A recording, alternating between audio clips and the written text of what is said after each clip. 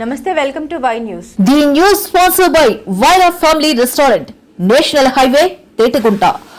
నోరూరించే వంటకాలు, అసలైన మసాలా దమ్ముతో అదిరిపోయే నాన్ వెజ్ రుచులు మీకోసం.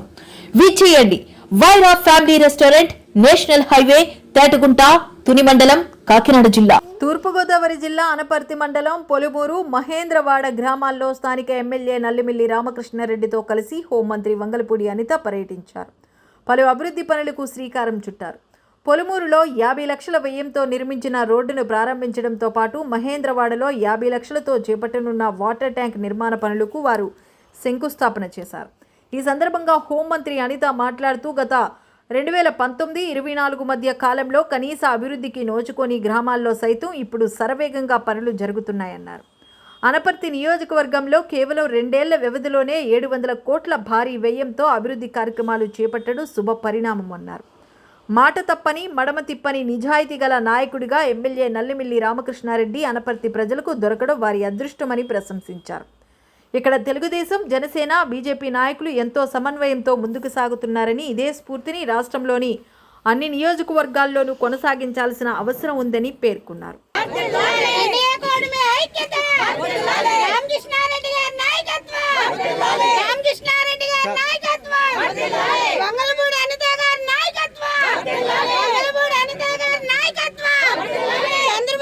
ఒకటే కోరుకుంటున్నాం, ఆడదాన్ని అవమానించిన పరిస్థితులు ఎవరో కూడా ఎత్తిగిల్లే పరిస్థితులు కనిపించలే. మళ్ళా తిరిగి ఎగైన్ అండ్ ఎగైన్ వాళ్ళు అదే పని చేస్తున్నారు. అట్ ద సేమ్ టైం ఈ రోజు పరిస్థితులు బయటకు వచ్చి కత్తుల కల్చర్ని, గొడ్డల కల్చర్ని మళ్ళా తీసుకొచ్చి మళ్ళా వాటన్నిటికీ కూడా మన మీద బెదిరించి పని చేయించుకునే పరిస్థితికి తీసుకొస్తున్నారు. అవన్నీ కూడా ప్రజలు గమనించుకోవాలి. ఈరోజు అభివృద్ధి సంక్షేమాన్ని మీ కళ్ళ ముందు చూపించడమే కాదు, 24 గంటలు కూడా అనపర్తి నియోజకవర్గ అభివృద్ధికి, అదేవిధంగా మీ అందరి సంక్షేమానికి కృషి చేస్తున్న నాయకుడు ఎవరన్నది కూడా మనం కూడా అర్థం చేసుకోవాలి. రాబోయే కాలంలో కూడా ఒక్కటే మన నినాదం, ఒక్కటే, ఎట్టి పరిస్థితుల్లోనే ఆ గొడ్డల పార్టీ అన్న వాసన కూడా మనకి కనిపించకూడదు, అది వినిపించకూడదు, కనిపించకూడదు. అలా ఉంటేనే మన రాష్ట్రం అన్నది అభివృద్ధిలోకి ముందుకెళ్లే పరిస్థితి. ఏమండి, ఎవరు తీసుకొస్తారండి? ఈరోజు 25% పెట్టుబడులు. నేనే ప్రత్యక్ష ఉదాహరణ. నా కాన్స్టిట్యుయెన్సీ అనేసరికి పాయకరావుపేట నియోజకవర్గం అంటే వెనుకబడిన నియోజకవర్గం.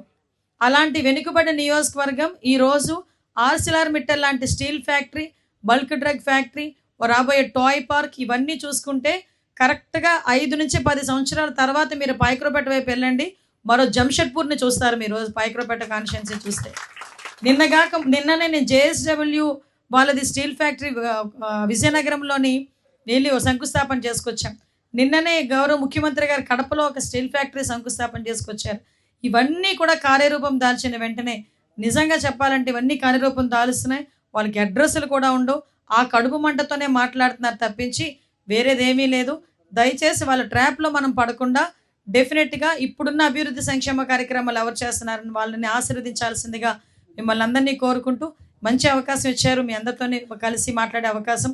ఈరోజు సుమారుగా 1 కోటి రూపాయల వర్త్ డెవలపింగ్ యాక్టివిటీస్లో కూడా నేను కూడా పాలు పంచుకున్నా. దానికి ప్రత్యేకంగా గౌరవ ఎమ్మెల్యే గారికి, అదేవిధంగా వేదికలు అంచిన పెద్దలందరికీ కూడా ధన్యవాదాలు తెలియజేసుకుంటూ సెలవు తీసుకుంటున్నాం. జై హింద్. అనపర్తి కాన్స్టిట్యుయెన్సీకి కొన్ని డెవలపింగ్ యాక్టివిటీస్, శంకుస్థాపనలు, అదేవిధంగా రోడ్ ఓపెనింగ్స్, దాంతోపాటు ఒక Ramadevi super speciality hospital opening కూడా ఈరోజు రావడం జరిగింది. ఒక మంచి కార్యక్రమానికి నన్ను ఇక్కడ ఆహ్వానించినందుకు ప్రత్యేకంగా గౌరవ ఎమ్మెల్యే గారికి, నల్లిమిల్లి రామకృష్ణారెడ్డి గారికి ధన్యవాదాలు తెలియజేసుకుంటూ, ఇక్కడున్న కూటమి నాయకులు అందరికీ కూడా పేరు పేరు నేను ధన్యవాదాలు తెలియజేసుకుంటున్నా. ఈరోజు అనపర్తిలో కూడా పొలమూరు గ్రామంలోని సుమారు 50 లక్షల రూపాయలకి NRGS నుంచి, జడ్పీ ఫండ్స్ నుంచి కూడా రోడ్లు ఓపెనింగ్ చేసుకోవడం, అదేవిధంగా జల్ జీవన్ మిషన్ నుంచి 50 లక్షల రూపాయలతో ఇక్కడ మహేంద్రవాడలో కూడా ఒక వాటర్ ట్యాంక్ కూడా శంకుస్థాపన చేయడం జరిగింది.